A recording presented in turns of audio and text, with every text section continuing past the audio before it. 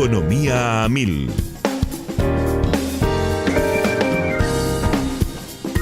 Economía a Mil es presentado por Invertí en vos y en tu futuro con Regional Casa de Bolsa.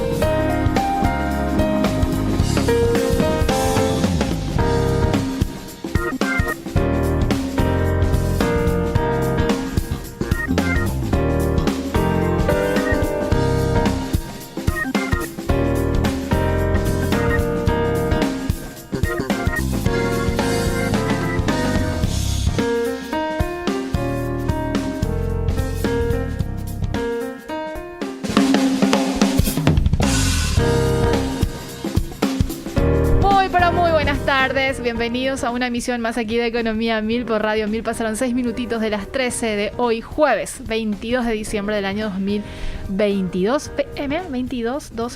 22, Qué interesante. Sí, casi. Sí, ¿no? Y es. ¿Sí? Es, ¿cierto? Ahí estamos escuchando la voz de nuestro invitado enseguida. Vamos a decir quién es, pero la gente que ya nos está viendo por el canal de YouTube, obviamente ya sabe quién es. Y agradecemos como todos los días aquí el equipo completo, Mirna, Priscila. Hoy está Miguel, Josema. Espero que ya venga en estos días, ya lo extraña Josema. Y bueno, del otro lado también está Lorenzo, Rodrigo, Cristian, Darlis. Y lo vi recién a Johnny, quien nos hace el soporte en redes sociales. Y por supuesto mi gran compañero, fiel compañero Horacio Laves, alias Acho. ¿Cómo estamos, Horacio? Hola, Prince, ¿cómo estás? Feliz de estar acá, feliz por el lindo día que nos tocó. Por supuesto. Hoy no tengo frío, no está frío el edificio. Se nota. Sí, ya estoy más preparado para Año Nuevo, Prince, ya. Sí, mira, ya vine más acorde. Casi de color blanco completo, solo el pantalón, obviamente. Ahora te faltó y ya estabas Acá tipo en pandemia, puedo estar con bermuda o en calzoncillo y nadie va a ver porque se me ven solamente. Sí, eso es cierto, tu corte ahí de la cintura para arriba. Feliz de estar acá, Prince. Totalmente, ahora sí, ya nos quedan pocos días para cerrar Economía 1000. De hecho, la próxima semana cierra un capítulo de este programa que le hicimos y arrancamos aquel 7 de febrero. Así que estamos avanzando ya muy rápidamente al cierre de este capítulo. Y no puedo dejar de mencionar y agradecerle a nuestro invitado que estuvo como rulo de estatua casi todos los meses, porque a veces pateamos unas semanas, pero siempre estuvo Sebastián Acho. ¿Cómo estamos, Sebastián? ¿Qué tal? Hola, Prince. Hola, Acho. Buen día para toda la audiencia. Y bueno, pero siempre para mí es la mejor semana del mes, es cuando me toca estar aquí con ustedes y poder compartir con la audiencia algunos sucesos que salen de todas las agendas, porque Así no es ni tan política, no es ni tan económica, no es ni tan social. Es un mix de cosas. Un mix de cosas que ocurren como en esta semana, que fue una semana muy, ¿cómo podemos decir? Acelerada. Aparte de los festejos de fin de año, con el tema de la final del Mundial, más las internas partidarias, todavía nos quedan muchos temas por hablar. Así mismo, y de hecho vamos a abordar parte de lo que ya estaba adelantando Sebastián hoy en el programa, así que le digo señora que se quede del otro lado. Pero de momento hacemos un paréntesis porque el señor de las noticias económicas, Acho, nos tiene que presentar un ping-pong de noticias nacionales. Nos enfocamos en lo que está pasando a nivel nacional. El Banco Central del Paraguay, ¿novedades? Tenemos novedades del Banco Central de Paraguay, que ya el día de ayer dieron a conocer su tasa de referencia política monetaria para lo que va a ser este mes corriente, que que bueno, también va a ser la tasa con la que vamos a cerrar el año, y decidió mantener la tasa por segunda vez en 8,5%. Esta es una tasa realmente que bueno, vemos realmente como a nivel mundial, también regional, los bancos centrales siguen en procesos de auge de sus tasas, siguen aumentando las tasas, y bueno, el Banco Central de Paraguay ya por segunda vez decidió mantener su tasa en 8,5%, ya enfrentando una inflación del 8,3%. Decidió mantener en vista de que bueno, las proyecciones ya también de crecimiento económico para el año que viene, de crecimiento tanto nacional como mundial, son perspectivas realmente relativamente estables, no porque la economía se va a estabilizar, sino porque se mantuvo la perspectiva de crecimiento. Entonces ellos también decidieron mantener la tasa de política, y así también ya gracias a los desempeños positivos de la agricultura, la generación de energía eléctrica, de la ganadería, que se vieron reflejados en el indicador mensual de actividad económica que ya hablábamos en capítulos pasados, que esto registró realmente un crecimiento positivo. Vemos también que le da eso pie al Banco Central como para ver un panorama más positivo acá a corto y mediano plazo, razón también por la cual decidió mantener su tasa de política monetaria. Recordemos a la audiencia que en pandemia se había mantenido una tasa cercana y por debajo, mejor dicho, al 1%, y de hecho estaba casi por un año a 0,75, evidentemente porque el escenario era de poco movimiento debido a las restricciones, a las medidas sanitarias que se habían impuesto en pandemia, y desde agosto, si la memoria no me falla, del año 2021 empezó un proceso de reajuste de la tasa de política monetaria, que muchos habían dicho que fue de manera muy acelerada, otros que de alguna manera muy paulatina, pero lo cierto y concreto es que evidentemente, como bien lo decís, el Banco Central de Paraguay está viendo como un reacomodo de alguna manera de la economía, y tratando de reencauzar la inflación que está mostrando cierta desaceleración, como de alguna manera se estaba ya estimando para finales de este año, y por eso y así mismo le metieron freno de mano a los reajustes que venían haciendo a nivel de tasa política. Y vemos que bueno, todo este ya cambio o disrupción que se da por parte del Banco Central a la decisión de bajar sus tasas, de subir sus tasas, todo empieza con la pandemia, pero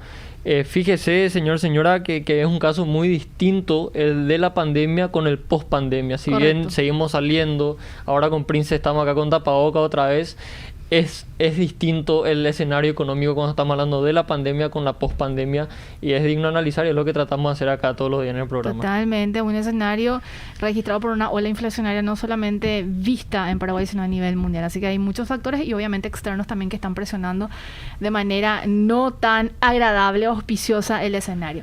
¿Qué más tenemos, Horacio? Queremos hablar, Prince, también rápidamente para ya pasar a nuestro último tema y poder después pasar con nuestro invitado Sebastián Hacha. El informe de exportación con respecto a la maquila, estamos hablando de que de enero a noviembre alcanzó valor, estamos hablando de las exportaciones bajo el régimen de maquila, alcanzaron en el periodo de enero a noviembre 945 millones de dólares. Esto representa un 19% mayor que el mismo periodo del año pasado, de 2021, y ya se estima que los envíos para el cierre de 2022 alcanzarían valores por arriba de los 1.000 millones de dólares. Estamos hablando de 1.033 millones de dólares, que es lo que se proyecta, que bueno, si vemos el valor total cierre de 2021, estamos hablando de 865 millones de dólares, valor exportado por el régimen de maquila. Esto ya se ve ampliamente sobrepasado ya llegando al mes de noviembre, y al mes de diciembre, al cierre de año, ya vemos que esto va a sobrepasar y alcanzar números realmente muy óptimos. Estamos viendo que el principal destino de exportación de los productos bajo régimen de maquila, Brasil abarca el primer lugar con un 64%, lo sigue Argentina con un 12%, y ya luego Singapur y Estados Unidos con un 7 y 6% respectivamente. El 78% de los productos que se producen bajo el régimen de maquila van destinados a dentro del Mercosur. Ya el resto, lo restante va hacia otro lado del mundo, pero el 78% va dentro del Mercosur. Y rápidamente, Prince, me quiero trasladar al sector ganadero, al sector pecuario de nuestra economía, que bueno, ya se estima que de un pico de 13.986.000 bovinos que se registraron en el 2020, ese fue como que el máximo que llegamos. La cifra ya fue bajando y este año mostró una disminución de 450.000 animales, estamos hablando de animales bovinos, y ya se proyecta que para el año que viene ese número vuelva a reducirse en 165.000 vacunos, que bueno, sería lo que se reduciría el hato ganadero en el 2023. Prince, estaba yo escuchando ayer estaba escuchando una entrevista que justamente tuviste vos con el presidente de la Comisión de Carne de la Asociación Rural del Paraguay, Mario Valmelli, que justamente exponía que dentro del Mercosur Paraguay era el que tenía el panorama más positivo como para agrandar el hato. Correcto. Dentro del Mercosur, Paraguay era el que podía seguir creciendo con respecto a este hato de 14 millones de bovinos que está produciendo, o sea que no lo hacía por una falta de previsibilidad. Falta de previsibilidad que bueno, ya ahora estamos viendo, bueno, él hablaba de la necesidad de un instituto de la carne en el Paraguay, es algo que, según tengo entendido, se viene ya discutiendo hace varios años sin llegar a soluciones palpables. Pero bueno, vemos que este número está en baja debido a la sequía que está justamente afectando directamente a la productividad. También tenemos que los precios que se paga por el ganado vacuno en el Paraguay es el más bajo del Mercosur, y así también los préstamos que reciben el sector pecuario, el sector agropecuario, realmente son préstamos con intereses altos según estaban exponiendo. Entonces, bueno, todo esto está afectando a la productividad. Y bueno, esperemos que ya el sector pueda tener más previsibilidad, pueda tener más garantía de calidad, así también podamos encontrar más destinos de exportación para el mayor ingreso de divisa, también para incentivar al productor y a la producción de este sector que bueno, si nos ponemos a pensar, Paraguay es un alto productor, hablando de calidad, hablando de cantidad, hablando de la posibilidad realmente de producir y exportar un buen producto.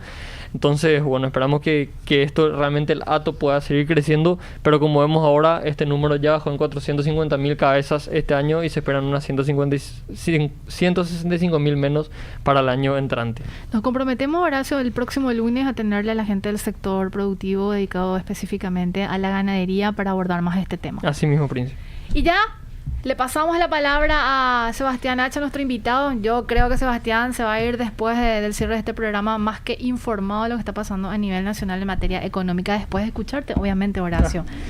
Tengo también mi opinión al respecto, pero no vamos a hablar por ese tema. Entonces, igual pues. Acá no te censuramos, Sebastián. No. Vamos a hablar primero de lo que significó. Bueno, tuvimos unas elecciones internas. Yo creo que, como si bien es cierto, siempre van superando, vamos en escalada cuando hablamos del tema de las peleas internas dentro de la ANR. Encontró lógicamente su pico en el año 98 con Lino Oviedo y el largañismo, digamos, en aquella oportunidad, que tuvo posteriormente un suceso trágico, el asesinato de Argaña, el marzo paraguayo.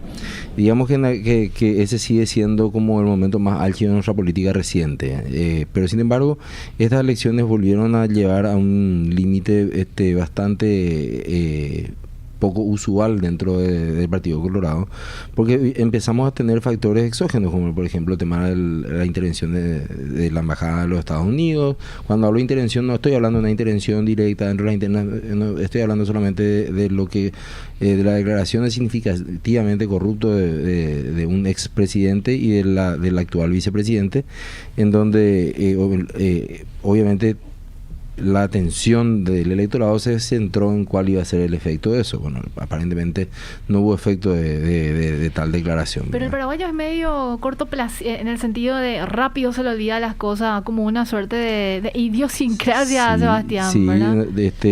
No hay... Me incluyo. Sí, es que lo que pasa es que cuando uno, en nuestros países donde las instituciones no son muy sólidas, un escándalo va sacando al otro, ¿verdad? Entonces, básicamente nos olvidamos del asesinato de Marcelo Pecci, por ejemplo, ¿verdad?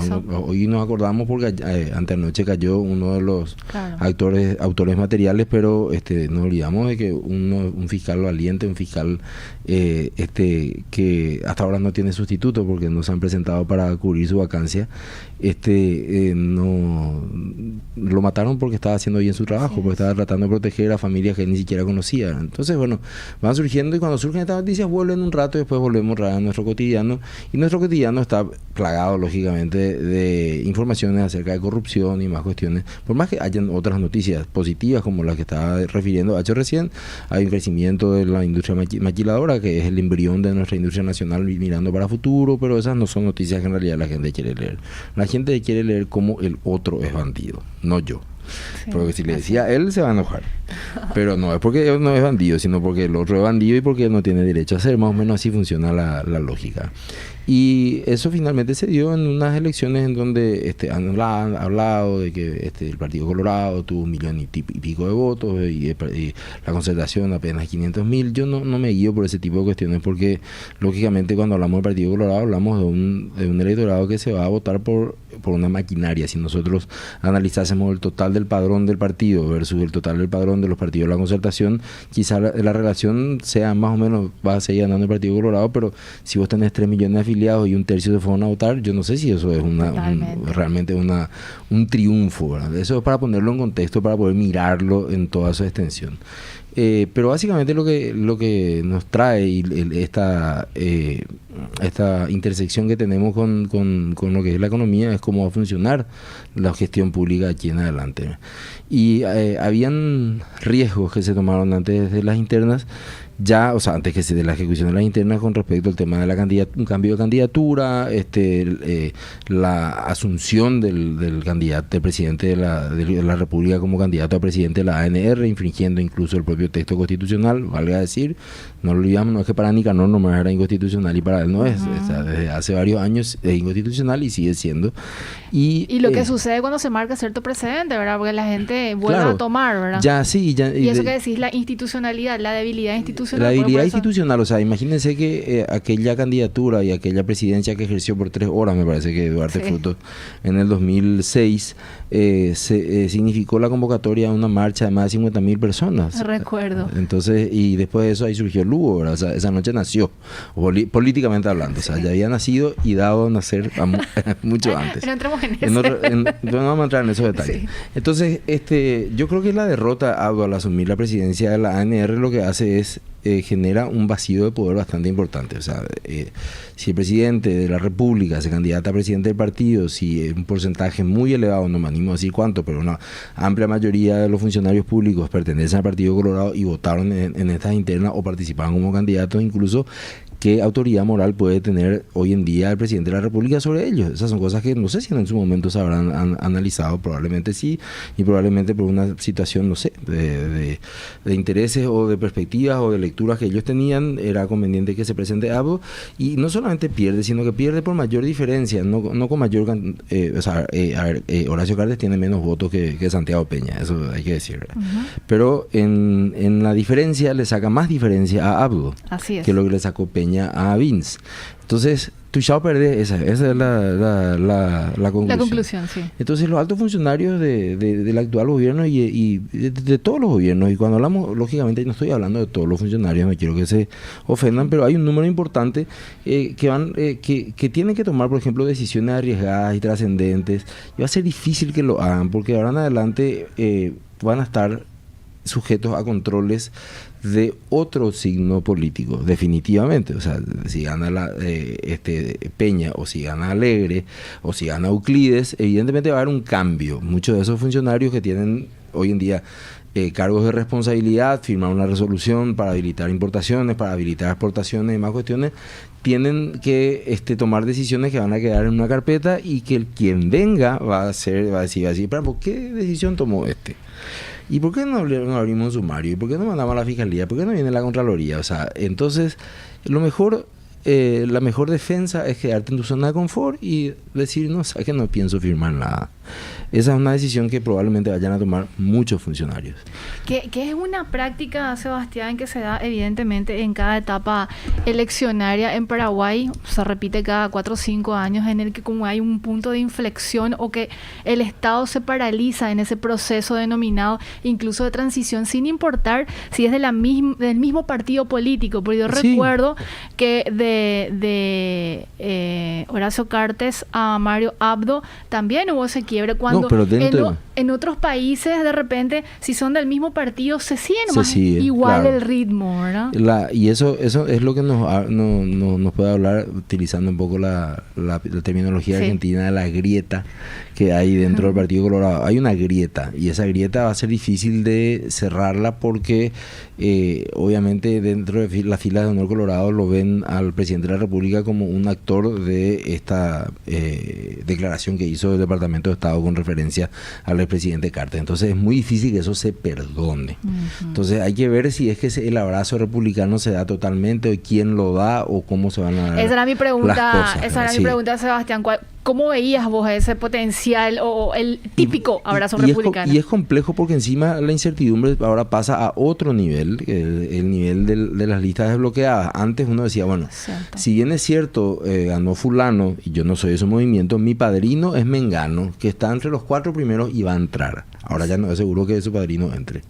Entonces, y dice, ¿y qué pasa si no entra mi padrino? Entonces, eso es un doble nivel en donde en este momento está diciendo, pero hay partidos en donde el último terminó segundo, donde el tercero en partidos grandes terminó primero, el segundo terminó primero, donde hubo mucha movilidad de votos, y eso puede pasar en las elecciones generales porque el padrón es mucho más amplio y no se tiene control sobre todo el padrón. Entonces, la paralización de la que hablamos, el statu quo y esta situación de confort, de zona de confort del funcionario, se puede dar mucho más con respecto a eso. Y aquí estamos hablando de toda la actividad económica, desde los registros públicos, pasando por el catastro, pasando por inversiones públicas, resoluciones que tienen que salir de 60/90, o sea, una cantidad de cosas que hoy en día no sé cómo vamos a hacer, ¿verdad? O sea, es cierto, suele ocurrir este tipo de cosas, pero ahora quizá la angustia, la ansiedad que haya sea bastante diferente a la que ocurrió en otros casos. Y lo del abrazo republicano va a ser fundamental para poder entender qué es lo que va a ocurrir después de acomodar los escaños. O sea, si el Partido Colorado aparentemente puede llegar a tener hasta su mayoría propia dentro del Senado, tener 23 escaños, ¿cómo van a actuar esos 23? O sea, dependiendo de cómo se haya dado ese abrazo republicano ahora. Porque la peor oposición que tiene hoy en día Abdo en el Congreso no es la oposición del Partido